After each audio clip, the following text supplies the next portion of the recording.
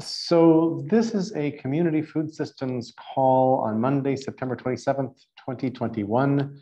We have with us a lovely and super connected and intelligent guest, Ken Meter, who's been doing work on this topic for a really long time.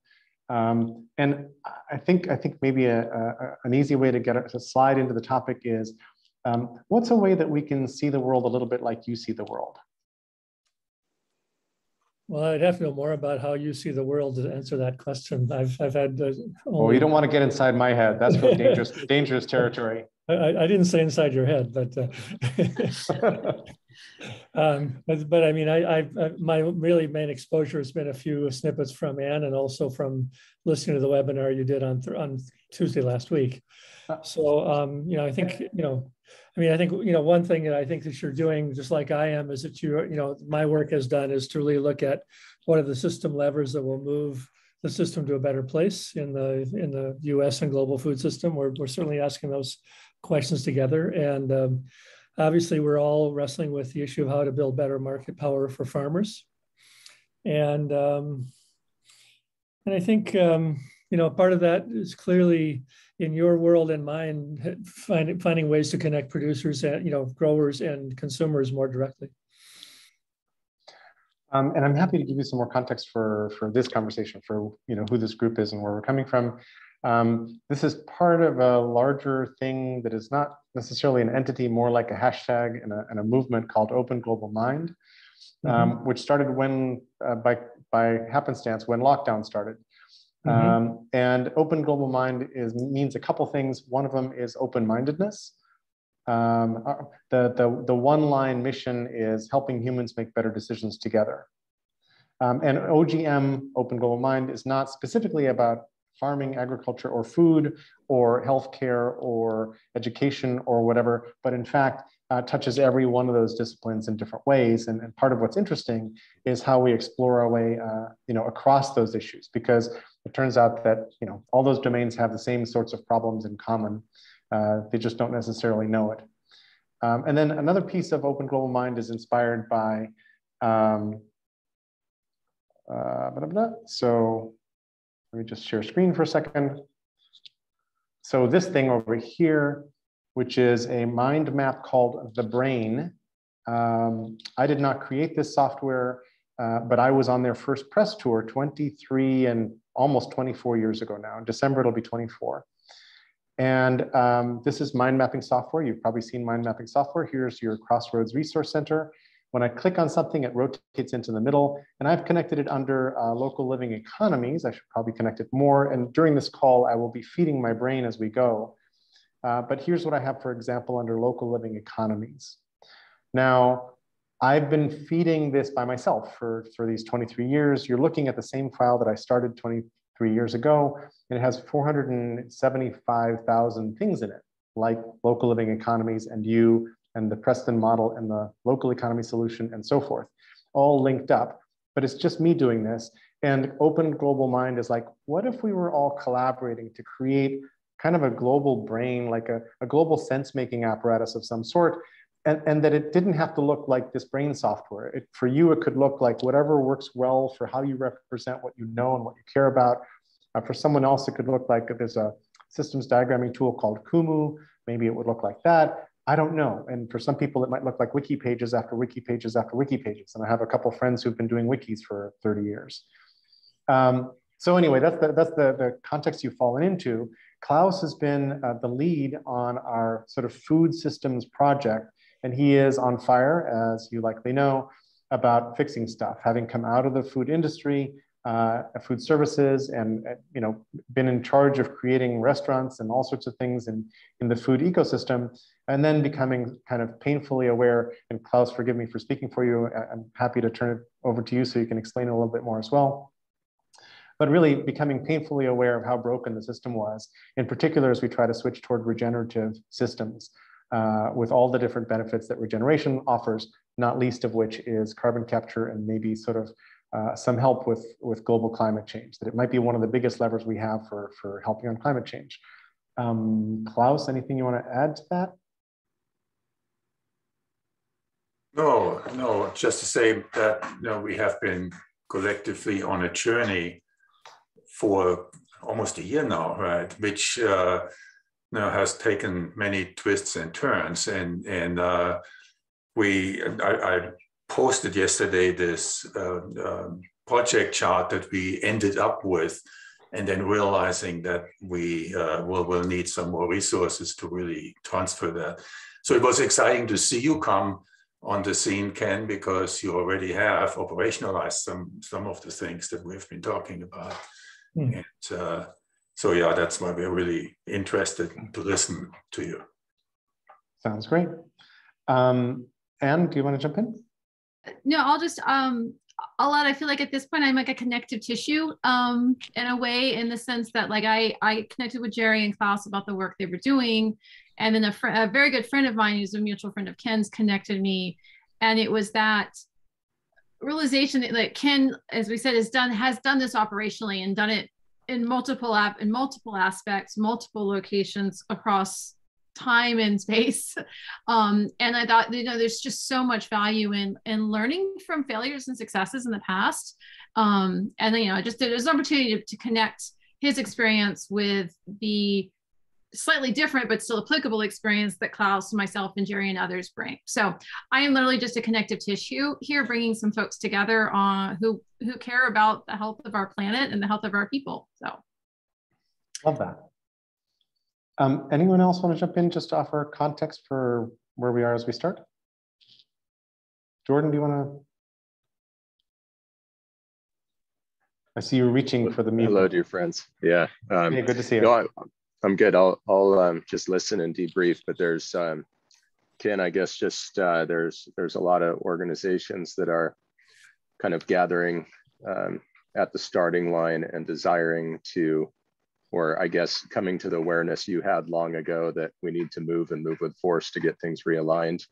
And everybody's kind of humbly recognizing that there's people that have given their entire lives to this. So hopefully, as we begin to talk, we can help to align some greater resources and scalability and different things. So just really interested to hear about you and everything you've been doing. So thank you. Awesome, thank you. So with that, I'll turn the mic, so to speak, back to you, Ken, and just see if you can help us see a little bit the way you see. Well, sure.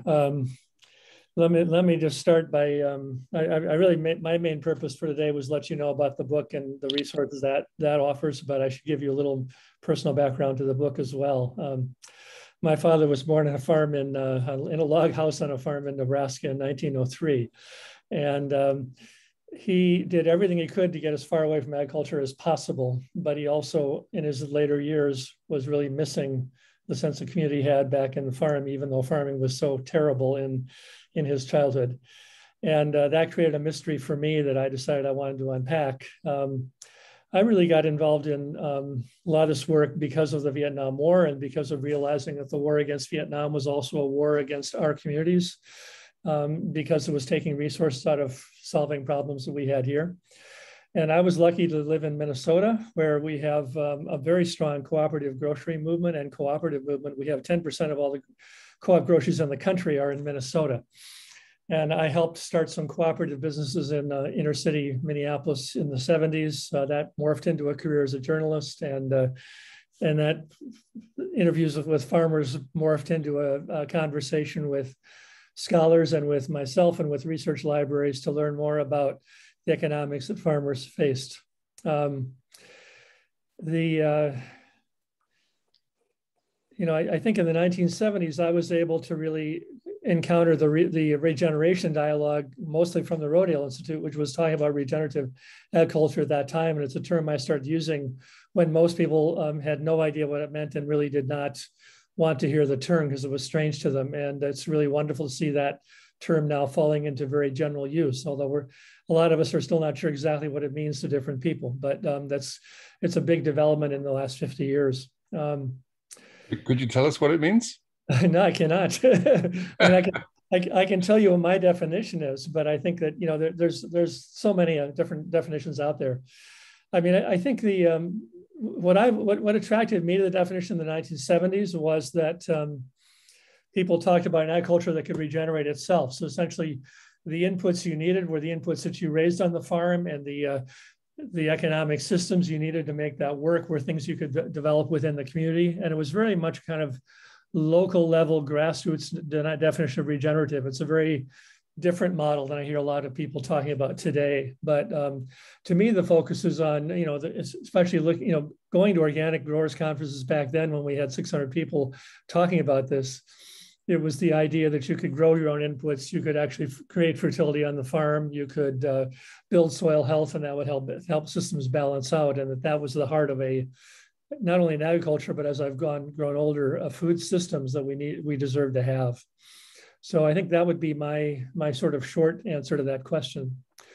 But we've been having this discussion for several decades, and I'm lucky enough to be able to go to the conferences around the country. In California, the Eco Farm Conference, in Wisconsin, the Moses Conference, where several thousand people have been gathering every year for decades, trying to wrestle with how to grow food, how to build food systems, how to support each other in that process, and so on.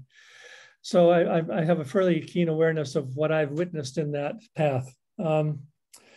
The chance came up a couple of years ago to start writing a book about this, which is what I call Building Community Food Webs. And there are three reasons that I wrote that book. One is that I wanted to really document this work I had done in many iterations for decades, to really look at how the farm, even the food system and the commodity economy we have, draws wealth out of rural America, and to a large extent out of urban America as well.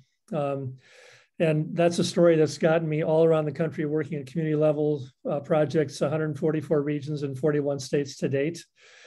And it's been an analysis that's really been very resonant, and I've been able to see how that story plays out in very different locales across the country, from Hawaii to South Carolina to Maine to Alaska.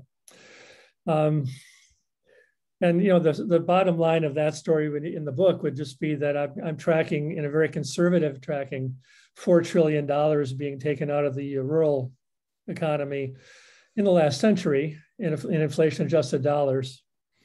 And that compares with the entire value of the US farm sector today of only $3 trillion. So more wealth has been sucked out of the economy than the value of all the farms that are remaining. When you say sucked out, what do you mean by that? I mean, paying interest on loans that does not get returned back to the community. I mean, buying inputs, for example, seed, which used to be something was grown in your neighborhood, is now increasingly an input from outside. Obviously, fossil fuels, which are seldom mined or at least bought, purchased right from a mine in that region. And machinery and other things. I can't track the machinery payments because we can't. We don't have data about that. It's actually, Jerry, it's actually 4 trillion, not billion. So. Oh, sorry. Right. Yeah. I was like trillion. I don't know. Trillion. Yes, trillion. Yeah. So anyway, that fundamental analysis of that the economy, the food system we have, as well subsidized as it is, as well supported as policy as it is, and as well as sort of dominant as it is in the global markets, it's drawing wealth away from our communities. And obviously you can't have regenerative communities when most of your wealth is being taken away. And I think one of the things that informs my work is that every time I'm working, I'm trying to really rebuild some capacity in the community where I work. And I'm trying to partner with people in a very egalitarian way. And I'm trying to see my efforts to really leverage their work and to advance their own goals rather than coming in with a sort of outside agenda or paradigm to inflict on people. The second thing the book does is to cover case studies of 8 really promising, I think really innovative efforts that I've been part of around the country.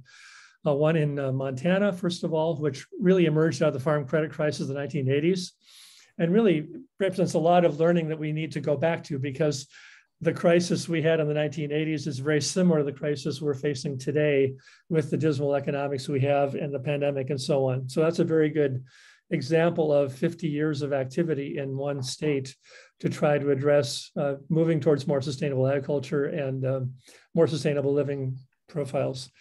Hawaii talked about how returning to traditional cultures was becoming a very potent way of getting out of the plantation economy, which itself has now collapsed after a very small time in the islands. The fourth chapter is Tucson, Arizona, where a food bank is really committing itself not simply to handing out food to low-income people, but to helping get them engaged in governance of the food bank, in running for office, in starting local business, but really empowerment scenarios.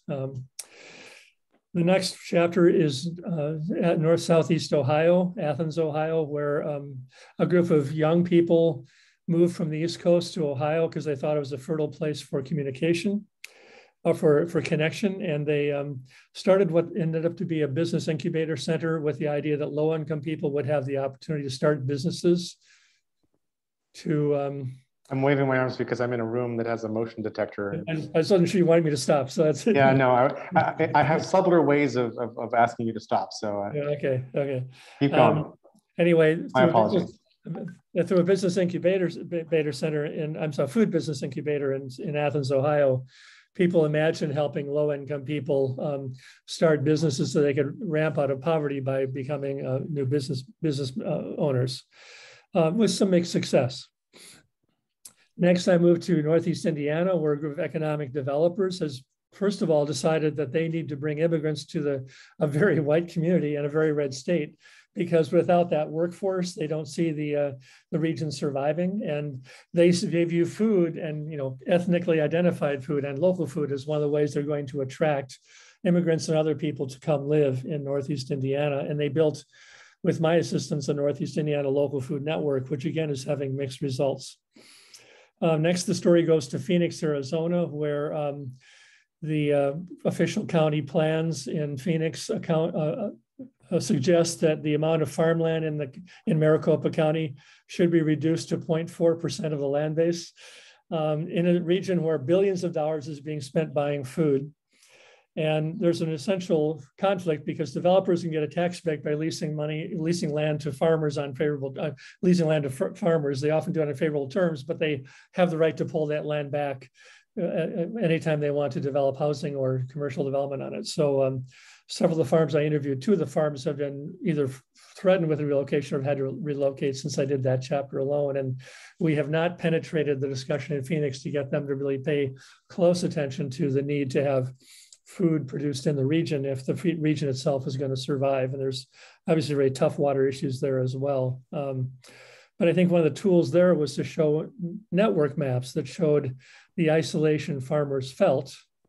And that was a very profound educational moment of its own. Next, we went to the book goes to Brighton, Colorado, where a group of 2 farmers started raising the issue of how we're going to protect farmland in a historically strong farming community. And I did some research there, which pointed out that even the farms that were there as long as 100 years in that community, farming vegetables at a very efficient, large scale and exporting food across the country, could not afford to buy farmland because it was too expensive. So they were essentially positioning themselves to move to further away where they could get less regulation and cheaper land prices in the future. And so that discussion, we basically persuaded the city and the county that the only entity that could buy that land, farmland, and reserve it for agricultural use would be the county and the city themselves, because no farmer could do it, and no investor was going to do that simply to protect the land that we knew of. And that's exactly what happened. They invested quite a bit of money in buying two properties, and they hope to get up to 1,500 acres over time where they're going to be protecting that land. And then they use that as a foundation for actually branding the entire community around historic Splendid Valley based on its agricultural heritage, and talking about food as a way of branding the future development they'd like to encourage to the area. And the final story comes from Dakota County, Minnesota. It's a suburb of the Twin Cities, which has really dedicated itself to creating what I might call a web of green space, basically on the understanding that wildlife need corridors from the forests in the county to the rivers and wetlands, and they're bordering on the Mississippi River. They were hoping this would help improve water quality in the Minnesota River. And a very dogged long-term process to build political support among conservative county commissioners to protect green space, to increase density in some places, to protect green space elsewhere, and to build this network of wild areas, which also become recreational areas, which have made the housing values more higher and also attracted people to come live in the area. So those are all, they're not the only stories out there, but the ones I thought I had the most purchase to tell briefly and the most information and the most connection with. The final part of the book, I'll just very quickly say, really covers some of the general themes that I've experienced in the work that I've done over the last 5 decades, and just some of the ways that you can think about this work on building community self-reliance from an abstract perspective. And so that's also full of other lessons and other kind of case studies from around the country. So that's briefly about the book.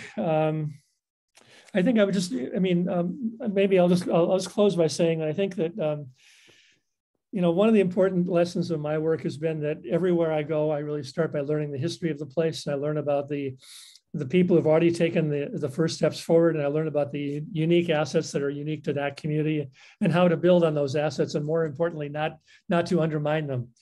And that also involves learning about the unique liabilities or the challenges the community faces too. And learning that is really important to really putting your rudder in the water in the right way to move forward. The book is essentially amounts to a critique of the commodity system.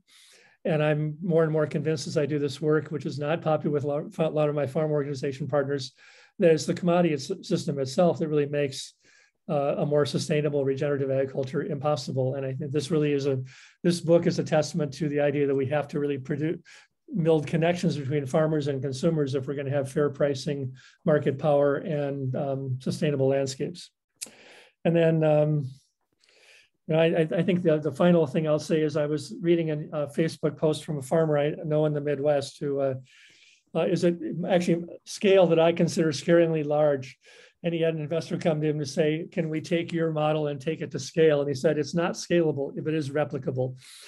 And I think that's a real interesting theme that I found in this work, that there's a lot of people, and one of the chapters of the book is about really questioning scale and saying there's some advantages in large scale. There's also some inflexibility and stasis that comes in when you have large scale systems. And it's also very, important to value and keep spaces for the small. For example, any healthy food system has places for you new emerging farmers to start on a small acreage and build a business. If it doesn't have that, it will not survive long term. So I think some days I'm like a gold panner in the river, like up to his knees, like swishing around looking for the little shiny nuggets. And I just feel like we've dropped into a stream where the nuggets per cubic yard of water are really dense. Ken, thank you for, I was like, I'd like to know more about that and that and that. I should probably read your book. I've got a bunch, exactly. And I've got a bunch of questions, and I'm sure everybody else does too. I don't know if you've read either of these books, The Big Thirst and Cadillac Desert, but your book format reminds me a lot of The Big Thirst, where one chapter is about Las Vegas and how this little city in the middle of nowhere that really doesn't have enough water at all kept its visible water because the casinos were like, if we don't look like there's abundance here, we're dead. And so everybody turned around and tried to help with gray water recycling and a whole bunch of stuff, basically turning Las Vegas into like the International Space Station in terms of water, kind of. With keeping the water local and inside. Another chapter is about Fulton County in Georgia, where the planners basically were just stupid as their reservoir drained to near empty, and they did nothing, kind of thing. So jumping from case to case to case around, each of which highlights different kinds of things and brings a lot of. I really like your approach also on sort of local wisdom, local experience, local adaptations. I think that's a fabulous way to go about it. And then the water crisis seems to me to be very near to the food system crisis. They're clearly coupled, right, in so many ways. And then Cadillac Desert, because one of the many light bulbs that went off in my head about water in the West was that most of the land in the West really was not meant to be cropland. It's maybe good for grazing, but we then created all these water projects that delivered water to farmers for almost nothing per acre foot. Which was costing us a whole bunch of money to get to them per acre foot, which was a gigantic subsidy, which created all kinds of distortions, right, in the world. And I'm just wondering broadly, between the distortions in the market, and you were also talking about how the commercial food system, the commodity food system, is in fact part of the problem. Are there large scale levers for applying at that level? And then I'll open up for everybody else to jump in with other questions.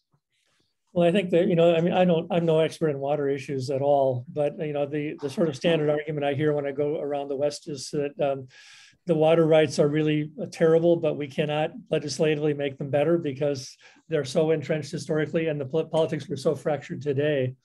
My kind of thinking about that right now is that for Phoenix, for example, the tribes in the Phoenix area sued many years ago, saying that since they were guaranteed the land that they lived on, they should have the water rights as well. And they do own the water rights that the city of Phoenix depends upon. And they're very gracious about interpreting that as we're going to provide Phoenix with water, but they're also saying we clearly own it by treaty.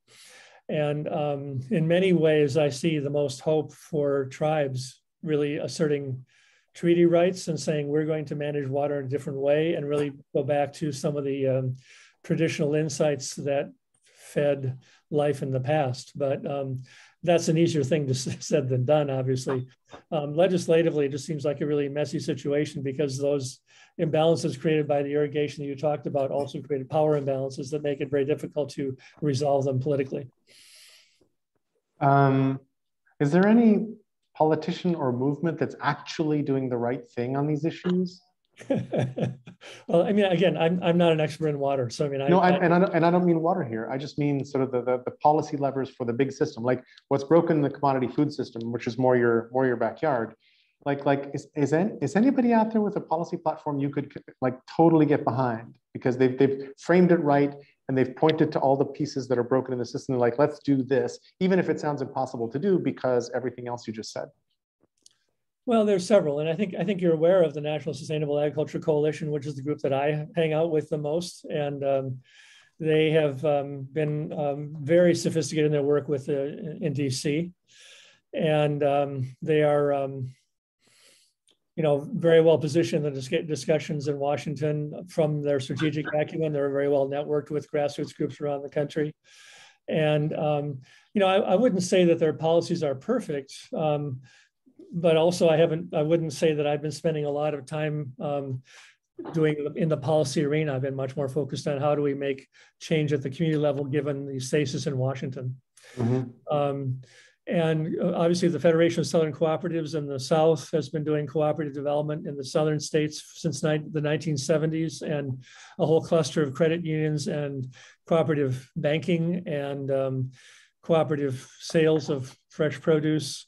They're very well positioned in the discussion right now, with USDA now reassessing itself about its own racism and dealing with Blacks and other minorities. Obviously, there's been even probably a larger problem with how the U.S. agency has handled tribal entities. And there's on a given issue, there's a whole wealth of very powerful lobbyists and organizers really raising good policy issues. And of course, one of the dilemmas being that it's so sluggish in Washington, D.C., you end up offering a little partial solution, hoping to get that through in this term, and then you often don't get it. And then if you are able to get it, you're not really taking this with kind of a broad brush that unifies everything. The $4 billion that USDA announced that they're going to release for various projects like infrastructure projects, like meat processing, like food hubs and so on, is a pretty good effort to really say, let's take some big major investments and go after them. And that will be, I assume, released in competitive granting programs like USDA Community Food Projects, which has been around for 20 years or more, like the local farmers market promotion program, the Regional Food Systems Development Program, and other federal programs that have been around a long time and are pretty savvy to what's happening in the trenches.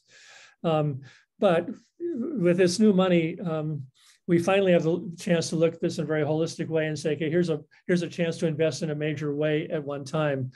The downside of that is that we have a lot of opportunities out there. And I've reviewed proposals for some of these programs. And what happens is people who have no idea, no background, and no vision, and no rootedness in the community end up applying for money and spending a lot of time and sometimes getting grants that really work against a community capacity building agenda.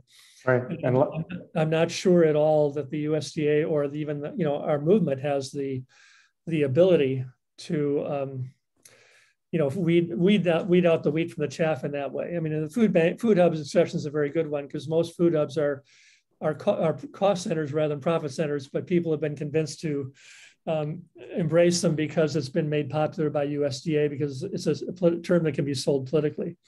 And that's causing a lot of people to spend millions of dollars nationally on projects that were not as lucrative as they thought and are requiring more important subsidy, as much as 20 years at a time.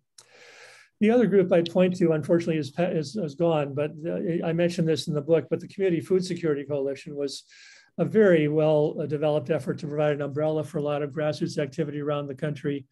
It folded in 2010, but it really is responsible for helping me get national visibility. And food security, in their view, is really about making sure everybody has access to healthy food. It's now being called nutritional security, which is an improvement, but also very hard to measure. And that coalition was a very interesting thing because it came out of a federal appropriation that formed both the USDA Community Food Projects and the coalition. And the idea was we needed a coalition of members to really keep the program whole over time. And there was a very strong effort to engage low-income people in setting policy and in solving their own issues for creating better food systems where they live. A really wonderful effort, but unfortunately that organization is gone. Thank you. Anne, did you want to jump in? You're muted again. There you go. I think I just want to add some anecdotes of some experiences I've had in the last several weeks as I've started to plug into different groups. One is in the course of my networking, literally across the country with people doing work that I'm interested in doing, Ken has been quoted back to me probably a half a dozen times. Like, oh, you should read this report. I'm like, yeah, I know Ken. I know he has this report. So like, even if Ken hasn't worked in that area, in the case of this one example in Alaska, I think Ken, you worked on a project up there 10 years ago. They're still referencing that work. And I think what that highlights to me is there's not a lot of ongoing investment and looking at what's going on in these communities. It's done on an intermittent frequency, 5 years, 10 years, which means you don't have the ability to pivot quickly, or you don't have people who are well-informed to pivot quickly. So it's great to hear Ken quoted back. It gives me confidence of what's going on, but it highlights to me that there's more opportunity here for people like Ken to provide this insight into these communities. And then I think the second anecdote I wanted to share goes to what Ken alluded to with more awareness of the tribal communities and their solutions. I was in a conference for 2 days last week where almost every speaker acknowledged the tribal community land that they operated on and or the community that they worked with. And it was just really refreshing, and it could have been, a gesture and not true affiliation, but the fact that everyone made a conscious effort to acknowledge the tribal community that lived on the land that they were operating in, it was very reassuring and felt like a sort of a ground swelling of acknowledgement that maybe we will look outside of the traditional boxes of finding solutions. So those are just two things I think I'd like to add that are more like anecdotal experiences to align with what Ken has already shared. Thank you, Anne. Yeah. Anyone else with questions? Yeah, Klaus, please. Yeah, I would like to pick up on this comment of scalable versus replicable, because that's really what we have been working on, right? We have an understanding that each community is unique. Each community has unique, not just because of soil and climate and water, but also because of the socioeconomic circumstances of any community. So that's at best replicable, because you're finding customized solutions. Scalable is a support structure to assist communities to develop, an understanding of their system and the tools and support structures they need, and make those available on a scalable level. So I really see this difference, right? Replicable, yes, understood. But then there needs to be an overhead structure in place that supports the communities in their attempts to replicate someone else's model. First of all, finding a success model that applies to their particular condition, you know, and then have access to resources. And Ken, what got us excited about your work is that you have identified replication models. You know? So the question now is, how can we bring those to scale so that there is a organized, concerted effort to reach out to communities and assist them in this process? Does that make sense? Well, I think there is a process in most metro areas of some food planning, a food planning council of some kind, or some entity that's trying to coordinate that. Typically, they are not well funded, and they are typically going project by project, and they're coordinating more informally than formally. And most political leaders I know of are thinking only in terms of the next election cycle and not making long-term plans for how do we create the best system for our community over the long haul. There's a, I think, one of the, I think one of the reasons I've had the impact I've had is because my work has been very small scale, and it's been very highly mobile and very flexible, and been able to sort of intervene in very discrete ways, a little bit more like an acupuncturist than a medical doctor in terms of looking at the specific nodes or leverage points that would make things better. And I think mostly I hear people talk about going to scale as if that's always going to be an answer, when in fact it's large scale systems that have caused the trouble that we have. And the idea of having a sort of well-funded, permanent planning capacity and coordinating capacity in each metro region and in most rural areas is really attractive. But also, it's a very it's a very expensive process, and it requires a lot of capacity building in every region I've worked so far. And it also requires sustained resources over time, which is very difficult to mount politically right now. So there's some good challenges in doing that, but it's certainly a very desirable goal to really be able to create that infrastructure that makes this work better over time. It involves tax policy as much as anything. Doug, please jump in. Who's that for, Jerry? You. Oh, for me. I sounded like Ted. Oh, sorry. So, here's a thought that I've had for a long time is, could we do better with small scale agricultural projects if we combine them with habitat so that people would live on the land that they work and own? I think of the Italian hill towns and the way the farm is right outside the back door.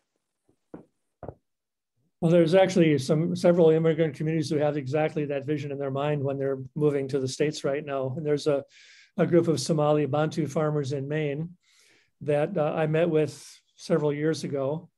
And they have now been able to obtain money to purchase an item of land, a plot of land. And the working diagram for their vision would be to have a cluster of houses clustered together, farmland around them, so they can live in a village more like the way they're accustomed to living, and also not be isolated on a farm a mile from everybody else. And the Hmong community here in the Twin Cities has had a similar vision, but they're more pursuing a commercial vision right now because of the realities they face. And as I argue in the book, I think in some ways to have a healthy food system, we need to go back to sort of an indigeneity, which is really a matter of people living close to land, sharing insights about what they see happening on the land, and learning together, and giving food to people because they need the food, not because it's a commercial venture. And I think we'll have a lot to learn from the indigenous food practices of the tribal nations as we open ourselves more to that as well. So I mean, I think you're absolutely right. And in terms of low-income communities now, most of the programming I've seen is dedicated to giving food handouts rather than developing places for people to work together, to learn about growing food together, to expand their skills in growing food together, because a lot of low-income people have been doing this for decades already anyway. But really supporting that with policy infrastructure and tax policy and grant programs and investments that really make that as strong as possible. Because I think essentially what you're targeting is that, unless you're someone who knows how to work the land and knows how to garden and knows those things practically, it's very difficult to learn how to eat well. It's very difficult to learn how to treat other elements of the food system well. And that's really the core of making things better, I think. And that's why my definition of regeneration is a very kind of primal definition, in the sense of being able to produce the inputs that make farming possible and food system possible from within the community that you're talking about. Right. One of the things I learned about sort of the process of Indian removal was that as we moved Native Americans off onto smaller and smaller plots of the worst and worst land, we would also subdivide that land into plots. And any plots that were, then they would send land agents back later, and any plots that weren't being used, they would just reclaim. They would say like, no, you're not working the soil, so we get it back. So the reservations were basically chopped up and cut up and taken away piecemeal by land agents. And this is one of 50,000 ways in which we basically, cut away their form of subsistence. But also, one of my big ahas from reading 1491 and 1493 by Charles Mann and Dark Emu and a few other things about Aboriginals is that most natives in continents before colonization managed the landscape together. They didn't have plots of land. So the idea of ownership of a small chunk of land was completely foreign to them and was not what they were doing. And so the changes we've wrought on this entire system are so profound and so hinder sage management of the landscape and the soil and the people on it that large movements like land trusts or other kinds of things seem to me like maybe they're smart. I don't know. Like, in Patagonia, Yvon Chouinard and his buddy who passed away, buying up huge chunks of land. I don't know what they're doing with it, but it could be that managed well, that could actually be a good thing. And then Sumit is putting in the chat here that Gates is the largest farmland holder in the United States. What is up with that, right? So yeah. So there's these gigantic issues swirling around farming that go back forever. My favorite book about the land issue would be The Relentless Business of Treaties by Martin Case, who's a Minnesota writer. And it really describes how the treaty process itself was a process of declaring the land alienable for private property. And the most dramatic thing about that book is that most of the people who signed treaties on the white side were basically signing the treaties with their relatives, with their business partners. And it was a very incestuous system. It would totally not pass any conflict of interest test we might have today. But essentially people were signing treaties with the Indians and then acquiring the land because it was now private property instead of being communal property, and then selling the land to other settlers at a profit. So that the whole business of speculation was built into the whole settlement system from the get-go. And of course, William Cronin also has done some wonderful books about the ways that tribal people took care of the land in New England. And his book, Nature's Metropolis, is a wonderful book about how forestry, farming, cattle shipments, railroad industry, all shaped the growth of of Chicago. It's a really phenomenally researched and very in-depth critique, and not critique, but kind of a description of how all of that played out in one city. Love that. Doug, did you want to jump in? Yes. In my childhood, growing up, the word farmer had a kind of negative cast to it, which I think still exists. And the word has its origin in fixed rent or fixed lease. So you're paying a part of the crop to lease the land.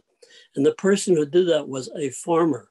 So it implies from the beginning a kind of class structure that's not so attractive. So I'm wondering if we need to play with that word. Yeah, I mean, and actually in German, the word farmer, is Klaus, I'm sure knows it better than I do, but it sort of has a connotation of working the land. It's Bauer and someone who's building or kind of working the land. And so it's very true that the farming industry has been very caught up in land rents and, who gets money from the farmer's labor.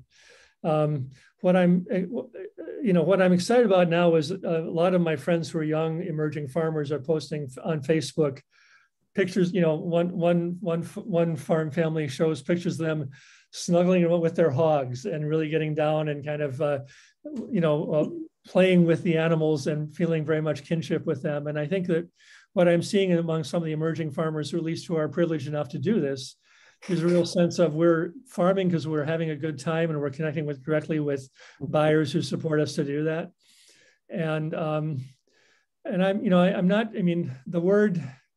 not sure English has a better word than farmer, but if we find one, we should certainly use it. I will say that one I often use, so I work at a farmer's market and on a farm, is grower. I do hear a lot about grower, and the way my farmer I work with talks about her plants is kind of like how I talk about my kids, to Ken's point. And I mean, grower, I think has a slightly more positive connotation, or at least can be reinterpreted in this context to maybe be about like raising your plants, growing your plants. Although in some farm communities, grower is more of a person who's bigger and more kind of vested in the system, and distinguishes themselves from farmers by being larger and being kind of above being a farmer. So and this is why I value Ken's experience. I only know my farm. He knows a lot of farms. I remember being disoriented when I first moved to California. Hi, Ken, a long time ago. That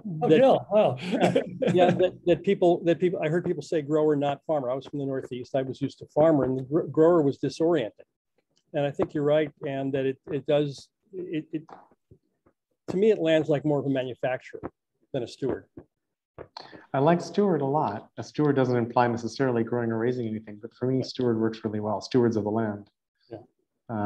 And if you ask some people what they grow, they say like, I grow soil or grass. And actually, there's animals feeding on the grass, but it's really the cycle around the soil and the grass. Wendell Berry wrote beautifully about this years ago. He said that the farmer grows soil and community, and the food is the byproduct. Yep. Jordan? Just wanted to get your sense, Ken, based on what you're seeing around the country. There's a growing consensus around this need to completely change the way we produce and consume food as a human species.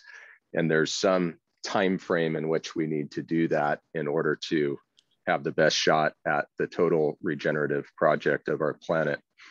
And I'm curious, in your mind, you've been working, you talked earlier about these little partial solutions that aren't taking the broad brush that unifies everything into a total solution that might actually work within the amount of time that we have.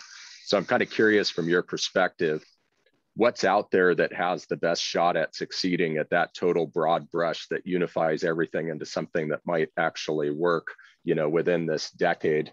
And how comprehensive in your mind does that need to be? From what I'm hearing from Klaus, there's very small, like sub 5% of our food system that's actually local regenerative. And so it seems like it's a total overhaul that needs to happen within a single decade. And I'm not really seeing that we're on track for that. So can you shed any light just on that total project? Well, I think, it's been urgent for an entire time of my career, and I've never felt these changes could be made in a single decade. And I think mostly because resistance is so strong in the political system we now are coping with. And typically, big ideas don't get an opportunity to flourish until there's a major crisis where the obvious prevailing solutions have fallen away. I think that the efforts to build a food system and to really, think about food system construction are pretty rare. Even people who talk about systemic answers are still mostly talking about, we like this farm, we like this food business, we like this initiative, because that's what people have control over right now. If I get much larger than that discussion, there's very little political support, there's very little money, and there's very little vision to really keep that moving forward in a sustained way. So I don't, I mean, I don't think that there's a single place out there where there's someone who has the idea and we should just, fund them to make it happen. I think it's happening in thousands of ways around the world in ways that are small and marginalized and need higher visibility and much stronger financial resources to pull it off. I don't see a 10-year timeline being realistic given my background, watching change over 50 years. But I think that the fact that you have foundations now saying, how do we build systems rather than how do we fund programs? That's a hopeful sign, but few of them really understand what that means. The fact that we have a food systems partnership grant at the USDA shows thinking about systems, but again, it doesn't really play out in practice very well yet because most people are sort of content to support a single firm, a single good person, a single idea, rather than really sitting down and building the trust and constructing systems in a sustained way at a local level. And this goes back to the question I was asking you earlier, Ken, which is like, is there a politician or a movement that kind of has the right answers to a lot of these systemic questions, even if the hope of their achieving them is like near zero, but has anybody got that? And so you said, like, not really, and now you sort of said it again, and it's just making me really Jones to have at least a policy map for what that could look like.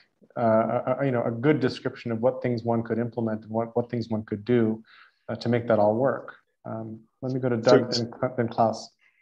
Yeah, Ken, you're thinking that climate change might force this time to happen more rapidly? If we start getting breakdowns in the supply chain, local communities are going to demand new ways of doing things? Well, I hope it will. Obviously, we've had very strong signals about climate change for decades that we've been ignoring. So our capacity to ignore those is quite high. The pandemic certainly pushed many communities I work with to think much more carefully about planning for the future of food in their own communities. I'm actually thinking the pandemic is having a stronger impact than the climate change because it's been more immediate to so many more families.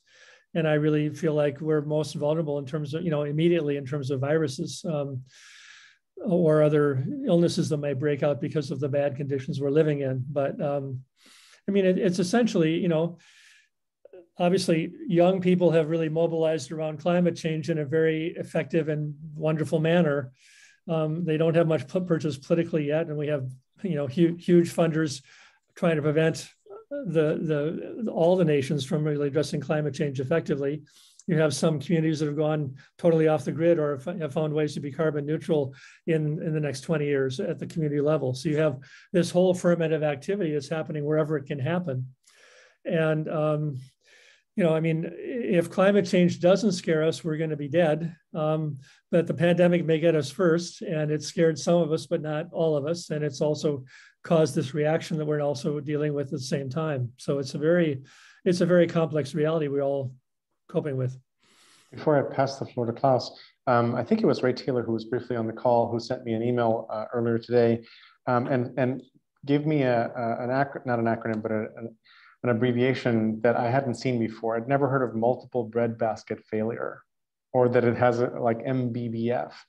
And I'm like, holy crap, because we're seeing already sort of exaggerated weather events and the thawing of the tundra and a bunch of other things happening where what used to grow here doesn't grow here anymore, et cetera, et cetera. So is that just a specific example of how the climate crisis might actually precipitate change?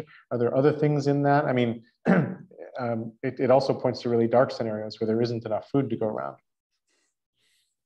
Well, and we're having, we've had not had enough food to go around in most of the United States for as long as I've been alive. And that has not resulted in us developing a system to make sure that everybody had enough food. Do you agree with the statement that we have enough food, it's just not distributed? Like we waste a third of the food, et cetera, all those stats, like we're producing enough food to feed everybody, it's just not getting to the people who actually need food. Or is that wrong? Well, I think it's wrong. I think, first of all, the food waste issue was sort of surfaced because it was a softer way to challenge the food system than to try to really go after commodity policy per se. But most farmers are raising raw materials for industrial processing. They're not growing food for humans. And the amount of food being imported in the United States is rising steadily. We're importing most of our produce right now from Canada and Mexico. even though we have very large productive produce farms in the United States. And that's why the commodity industry is so problematic, because it's really not raising food for humans. And I think we have now built entire metropolitan regions with millions of inhabitants that is assuming that food can be imported and not raised on local farms. And the infrastructure supports very large scale of exporting of food abroad and very large scale importing of food from abroad. And what's really ironic for me is that in Hawaii, Alaska, South Carolina, and Maine, it's the same reality. We have communities that are importing 85% of what they eat and exporting 95% of what they produce. And that's just a massive entrenched system that's paying a lot of political leaders. It's paying for a lot of chemical industry and machinery industry. And until we sort of dismantle that, where there's a good discussion now at USDA about dismantling the monopolies in the food industry, and it's way overdue to have that conversation, because we've known that for several decades. But I think we're at a time where that will be at least addressed by a Democratic administration for the next year or two, if they get anything past Congress. Klaus, floor is yours. Yeah, on the political front, there is a lot of energy, Pinkree, Coker. I mean, there are a number of bills floating to shift the agricultural system. The big thing, of course, is in the Farm Bill. So NSAC, the National Sustainable Agriculture Coalition, in partnership with the Sierra Club, Kiss the Ground, and so on, we are pulling together an umbrella structure to engage with the Farm Bill, because the allocations, the crop insurance program, for example, and the entire subsidies are going all to the commodity farmer, and they're maintaining a system that is as inefficient as the energy system is. So you see the energy sector still gets billions of dollars in subsidies. Here's the same in the agricultural sector. So there is a lot of energy in the political process, but as everybody knows, this thing is totally paralyzed. And there are two distinctly different directions that the industry is pushing into. You have this whole Bill Gates and Impossible Meats, Monsanto, Bayer pushing into a direction of taking protein and putting it into the lab, basically taking plant-based protein extracts and turning them into meat-like substances. That is a perpetuation of an industrial system that reduces the harm on nature, but it doesn't change, right? It's not regenerative.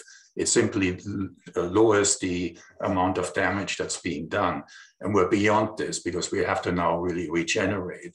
So then there is an effort, and this is what we have been working on, which is really spreading across a number of platforms. And this is to assist communities to take ownership of their ecosystem, to take ownership of their water supply, of their biodiversity, and the health of the environment.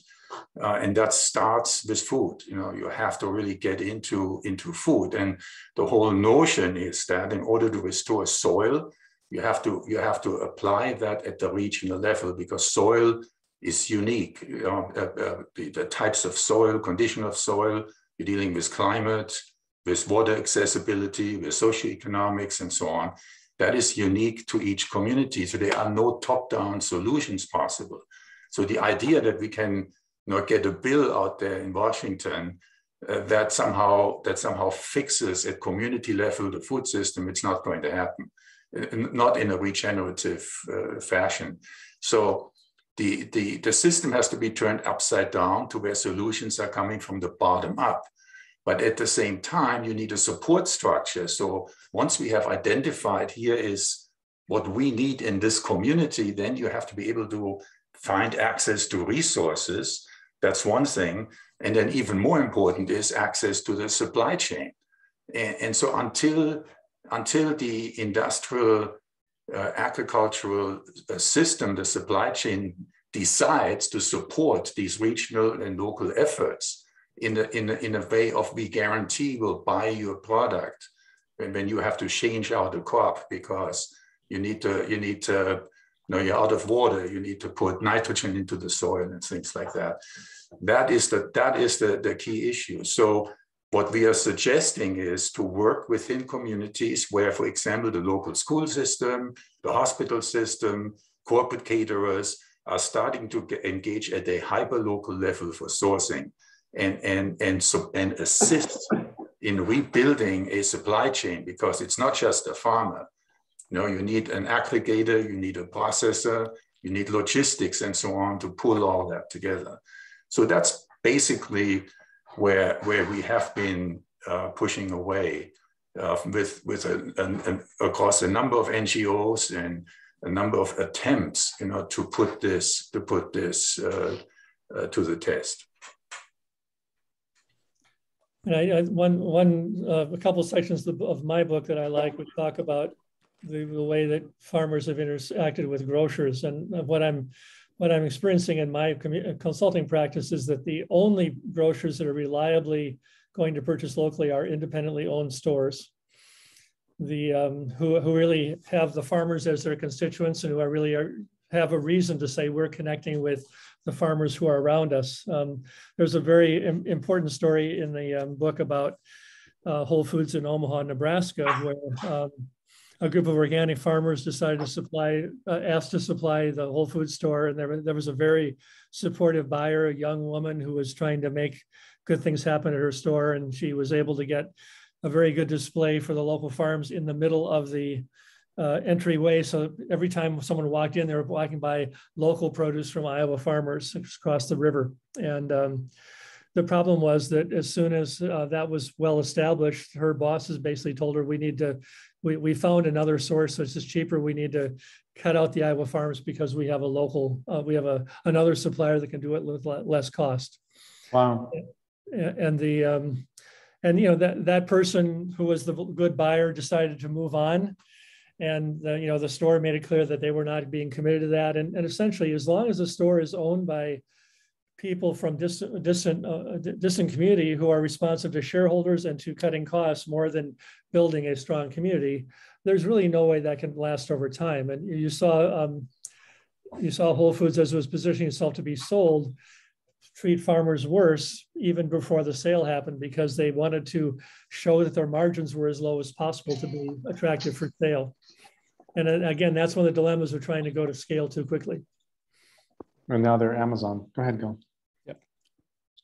So that lower price might be a penny. Yeah, right.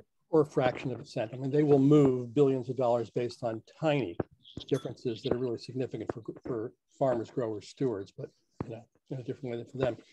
So Ken, there's a big gap of the story that I want to invite you to speak into. On the one hand, there's efforts like yours, Klaus's and others, and others on the ground to generate and support sensible, rooted in place, rooted in relationship systems that actually work. And that's great. And on the other end of the scale, we have Whole Foods, Amazon, Cargill, et cetera, that whole story with its interwoven relationships with public policy and taxpayer subsidy and so forth.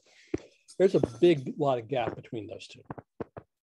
I don't think that you think that growing pockets of 50 or 100 or 5,000 of these small things shift the big system. What does? What gets us from here to there? What enables not just the proliferating horizontal scale of well-connected community engagements, but what changes the rules of the game? Is that something that you think about much, or is that you figure that's somebody else's job to think about? Well, I think about it all the time, although I've mostly found that the action is more productive and more fulfilling at the local level because people are self-organizing rather than kind of creating a broader structure that's really focused more on imagery and political imagery, especially, and short-term political cycles. But you have, say, Cargill and General Mills investing in production of more sustainable grains, and you have you have the Kernza thing, which was mentioned in the webinar last week. And those are very positive steps forward. But also the success of those depends on making the commodity system more responsive to a new perennial grain. And it still means farmers are locked into a commodity system and perhaps locked into trading with Cargill rather than in a system that they have some ownership of. And, I think the policy answer to this right now that's really screaming right now with the Sustainable Agriculture Coalition is, breaking up the monopolies, because as long as the monopoly power is held so strongly, there's no answer within that system. It's going to run by its own logic, and it will not be permanently responsive to the needs of people who are trying to feed actual folks in their communities. But that's a tough issue. I certainly hope it succeeds, but it's going to be if we don't break up the monopolies and have policy that really keeps people small, we'll make a commodity system a little bit more responsive, a little bit friendlier, and with the face of regeneration without the reality of it being managed by the people who need to run the system. Well, we did break up the monopolies 100 some odd years ago. I guess we just got to do it again every now and then. So I appreciate you raising that. I mean, for me, there's two direct values of the small scale work that you're doing. One is that it's good for the people involved, obviously. It's actually real benefit for real people. The other is that it's the proof case that the big guys always say, "Oh, the little stuff's not possible. The organic stuff's not possible. The sensitive stuff is not possible. It has to be done the way we do it because that's the only way that works." And this gives the lie to that, which is a powerful, powerful force to have, to have examples on the ground that show that. So thank you. Well, thank you, Gillis. It means a lot to hear that from you after all the years I've been following your work as well as I could too. And I wanted to tell a quick story about this. If I can remember it now. I'll have to come back to it later. For people who wonder what we're chatting about, Ken and I met like half 100 years ago when I was at the Institute for Local Self-Reliance, and he was doing this work then. And I'm just really impressed with how deeply and thoroughly you've stuck with it. Thank you. Well, thank you for the inspiration you gave me back in those days as well, and the way you stuck with what you do. Alfonso Morales is one of the people who did a blurb on my book in the back, and he has a book out which I think is really interesting. But it's quoted in the book too. But he said you can't build communities solely by cutting margins, and I think that's a really wonderful way to think about this, because basically, as long as the economic discussion is about how do we reduce costs, you can build successful businesses that way, and you can compete with your other businesses that way. But this idea that you can somehow build community or build resilient communities or build regenerative communities out of that is just really a fallacy.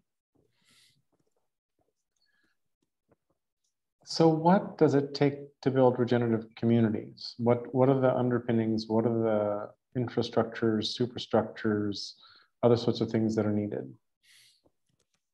Well, I hope hopefully Crossroads Resource Center becomes a part of the infrastructure that helps this to happen. I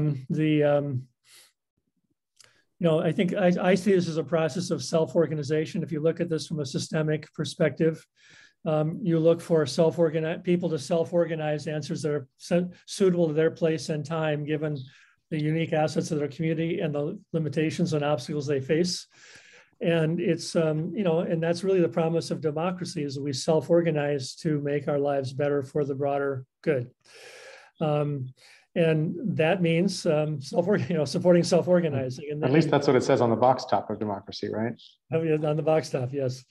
Of course, Europe had, the European Union has a lot of flaws, but they do have this concept of subsidiarity, where you basically try to vest decision-making power at the local level as much as possible, so that local people can make the decisions they need to make for their own lives. And then you have higher level policies at the municipal level or the county level or regional or European level, which shape the framework that allows those policies to flourish. Very thick bureaucratically right now. I'm not saying it's a model policy, but the concept of subsidiarity is something we barely talk about in this country. And I think that would be a really essential part of any regenerative paradigm. I would think that in terms of fostering community activity with serious resources, so people aren't spending 2/3 of their time raising money for the next program. One thing mentioned to Anna in a conversation this week, we have thousands of food corps volunteers all around the country who are getting paid minimum wage, and they're doing most of the difficult work. I mean, the terrific thing would be to leverage what they earn with, you know, another 50% of what, another double what they earn, and make sure they have living wage jobs so they can keep doing that over time, but also have long-term operational expenses for groups that are formed, that are diversely representative, that really include people of color with a strong voice, that include low-income people with a strong voice, and are really addressing long-term food planning in a very sustained way where they live. That would be the policy infrastructure I'd like to see. We don't have that with the USDA now.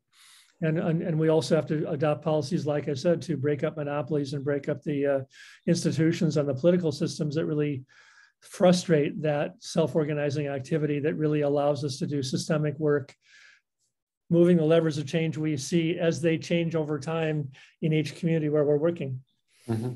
Yeah. Is there a brief question? Is there some kind of solution to the very difficult traveling salesman-like problem of what to grow, where, and when, given commodity market pricing, given all the different variables associated with what's happening? Because some crops take a long lead time, some trees take years to mature, et cetera, et cetera.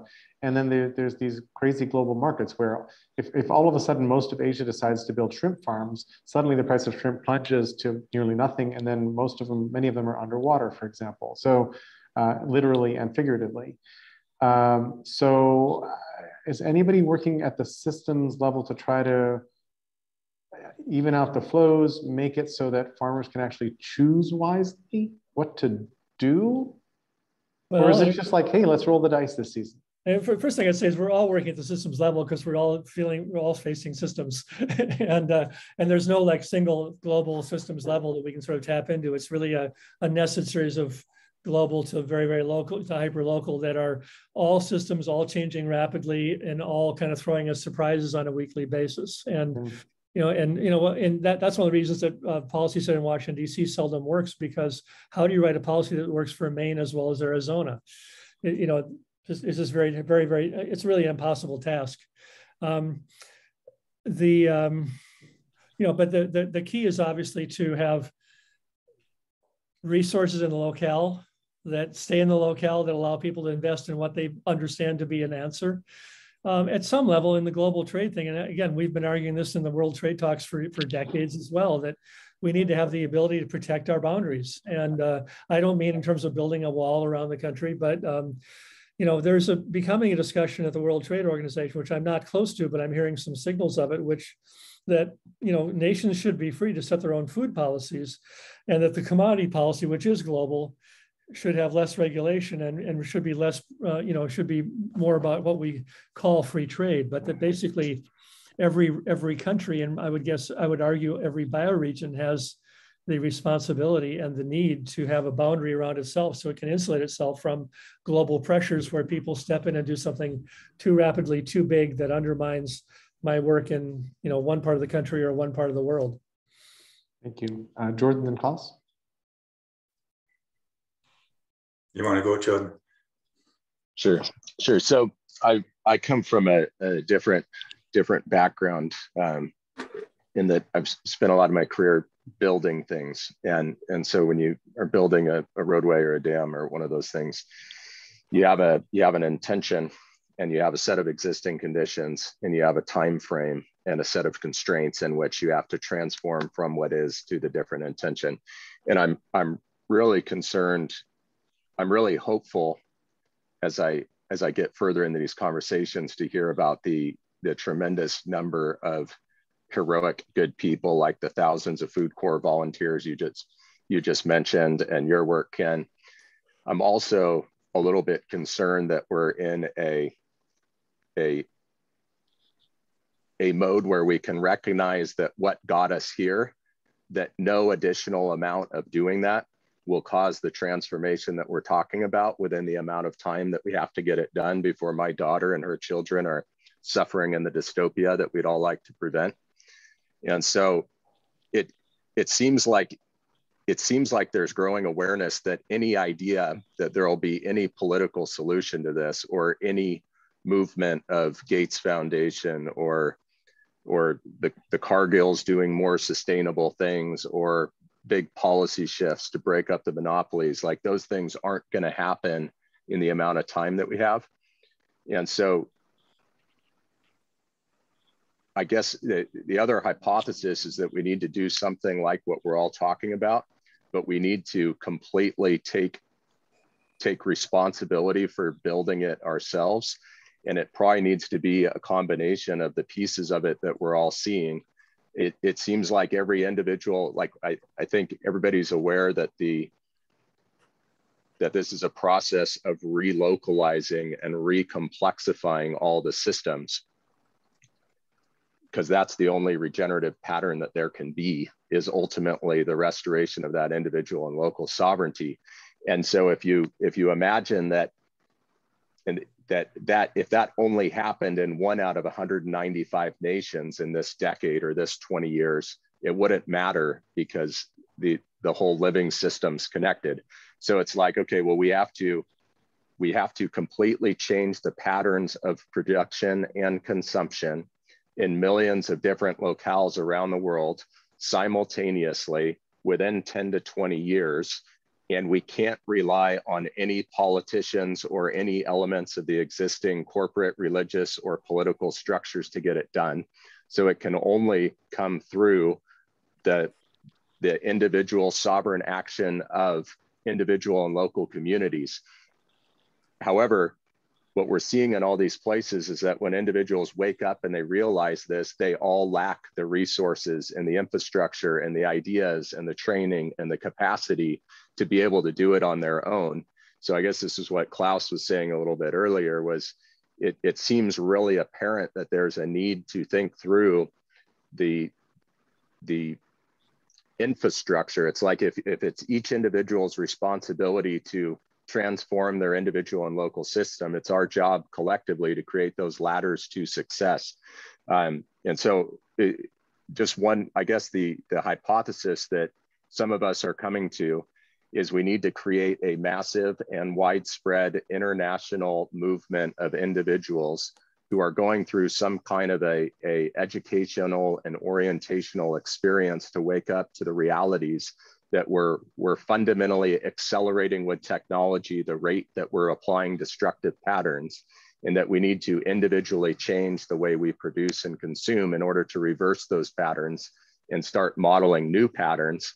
And there needs to be the creation of some very sophisticated infrastructure so that any individual or local community can go through kind of the mapping processes like Ken and Klaus have been talking about, to go in and be empowered to self-organize and do their own individual local assessments, but then based on the results of those short-term blueprints, being connected up by the global community to the resources they need.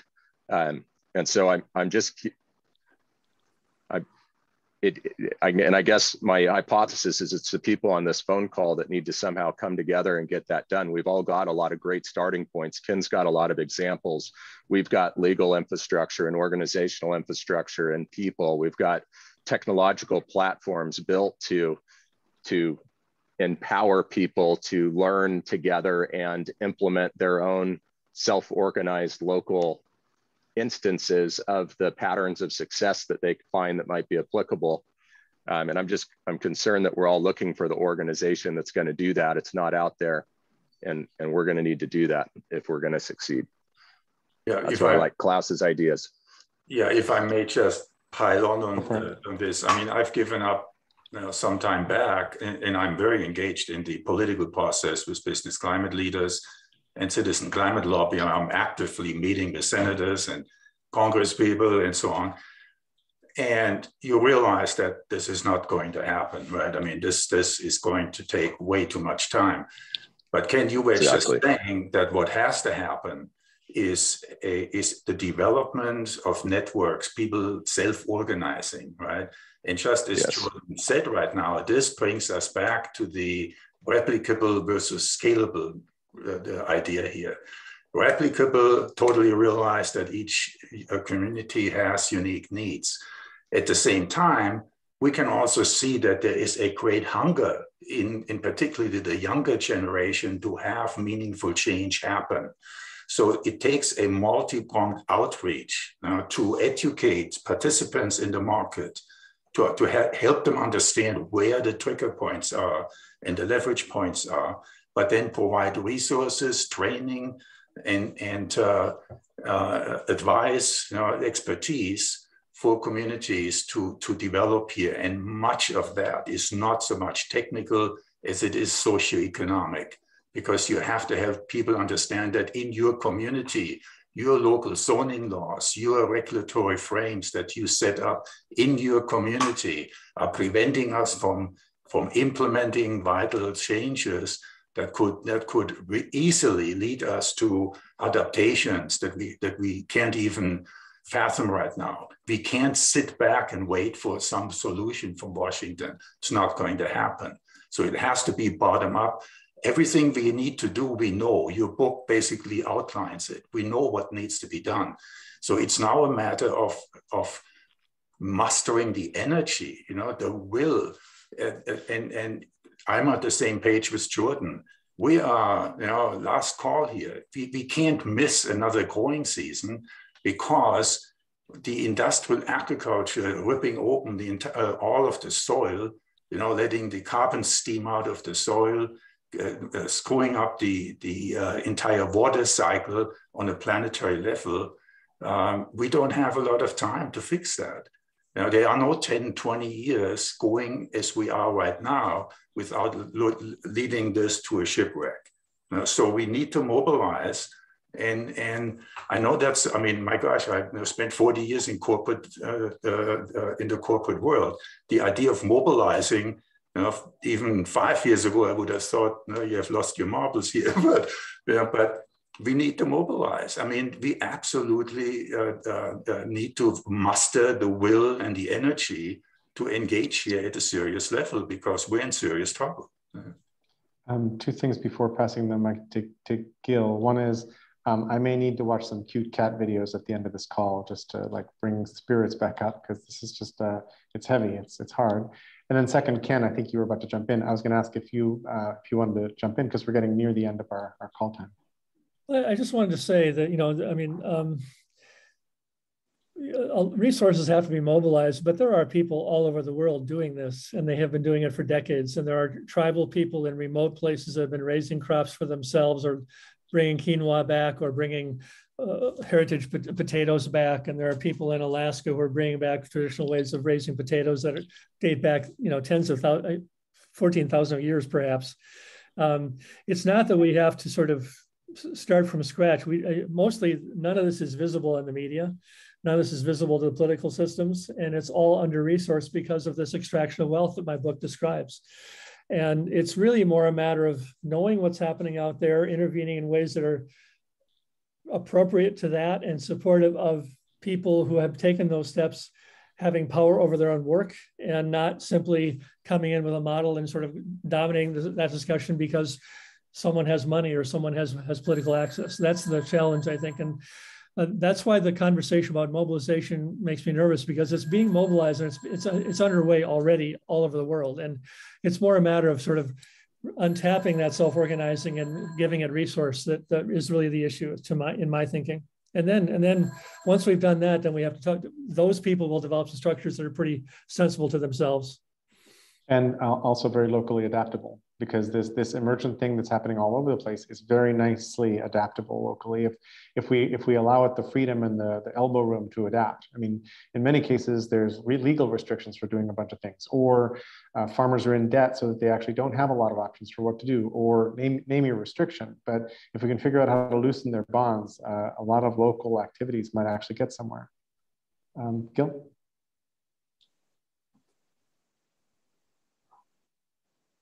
You need to wave the magic mute wand. There you go. Isn't that amazing? See, cool. I like it. I posted a little further up in the chat, sort of flippantly, that maybe it's time for us to reread us some Murray Bookchin, but I'm taking myself even more seriously listening to Klaus. and Ken here.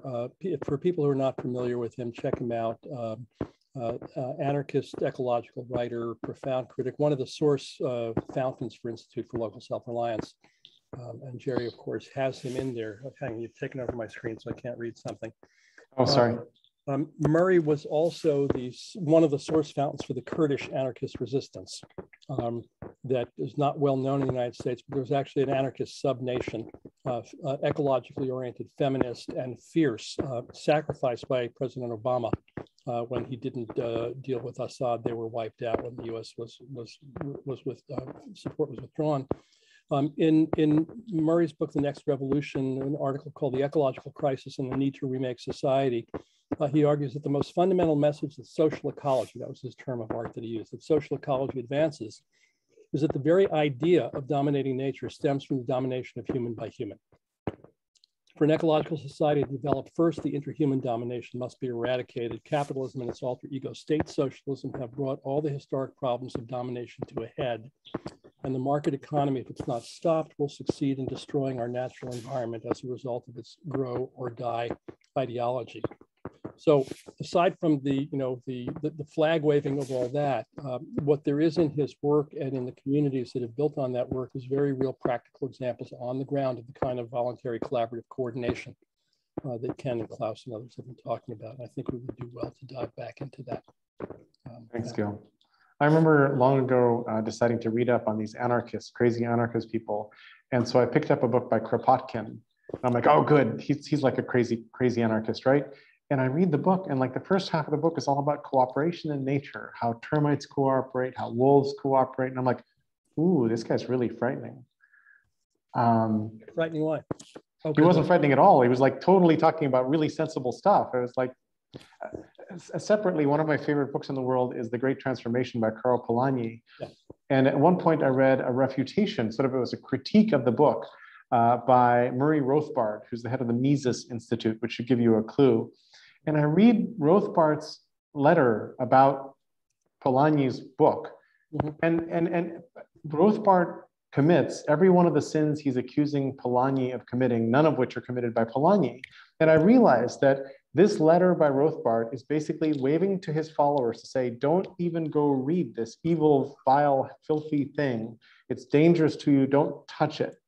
Because if you actually open it and read it, you'll be like, oh, this is pretty sensible. He's not trying to get us to go back to the noble savage. He's trying to say, hey, look what shit capitalism brought and industrialism brought when it started. And it totally makes sense. But these works have been demonized extremely effectively, the way that democratic socialism is being demonized this very moment very effectively.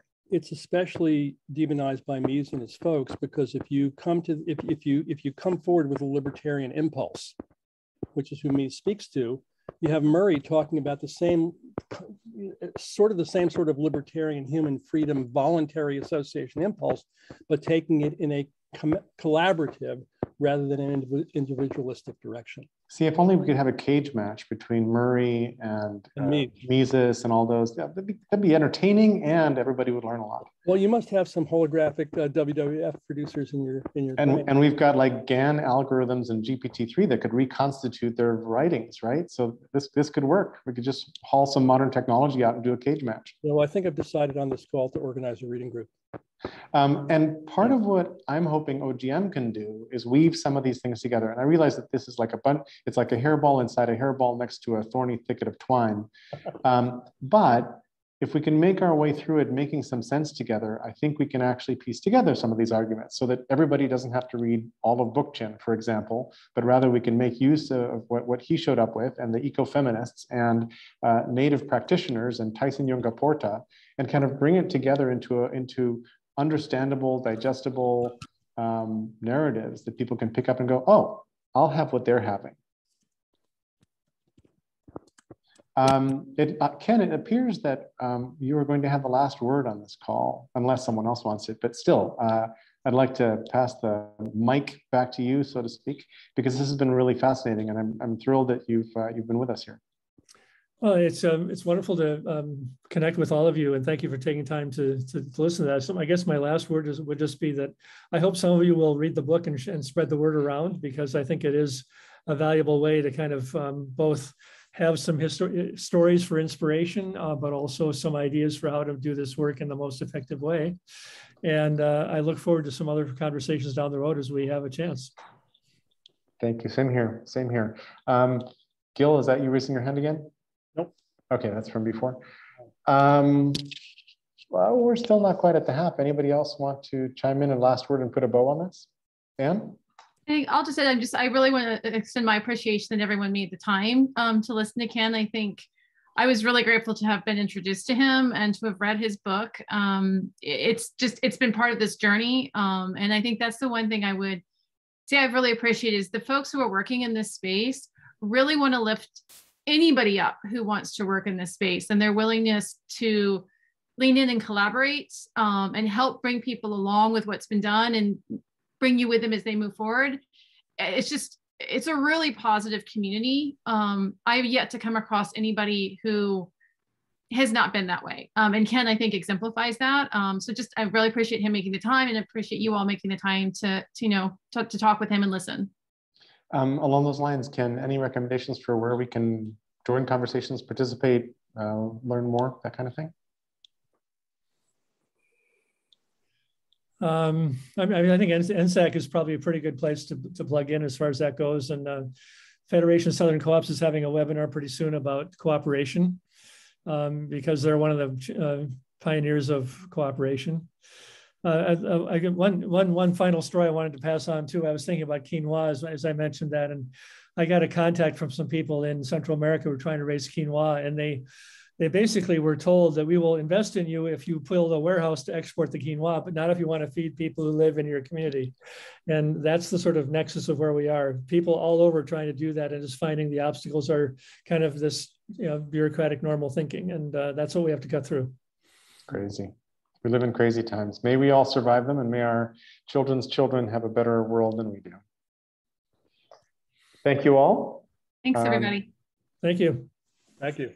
I will post this call on YouTube and send the link out, and we'll lather, rinse, repeat. Thank you. Okay.